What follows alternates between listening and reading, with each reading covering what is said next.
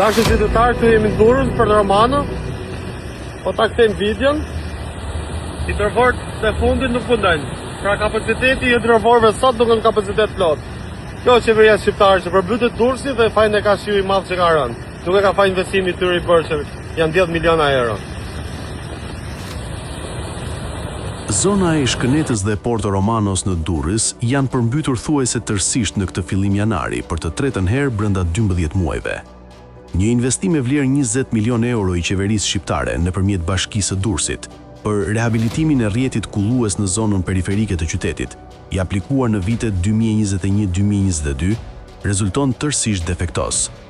Ndërkohë që situata e fundit ka vënë pikpyetje mbi mënyrën se si është zbatuar projekti nga kompanitë fituese të tenderit 2T dhe Adriatic, dokumentet të konsultuara nga boldnews.al hedhin dritë mbi një situatë që duket se përbën një skandal financiar.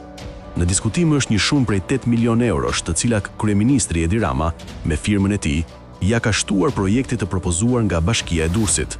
Këshilli Bashkiak e Durrësit, me vendimin numër 87 të datës 12 korrik 2021, miratoi projektin për rehabilitimin e infrastrukturës së rrjetit të kullimit në zonën Porto Romano-Kënet dhe sistemin e ujrave të shiut në zonën urbane të qytetit.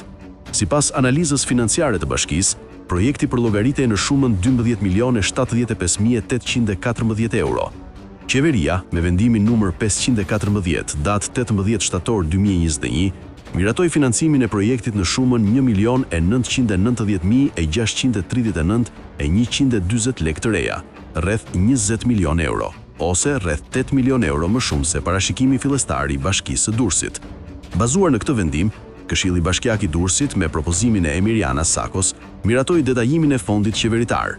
Bashkia e Durrësit shpalli tenderin e emergjencës më 25 tetor 2021. Procedura zgjati vetëm 2 javë.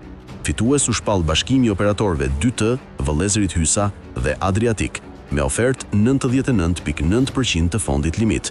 Dy prej kompanive fituese njihen për lidhjet e tyre me qarqet e larta qeveritare.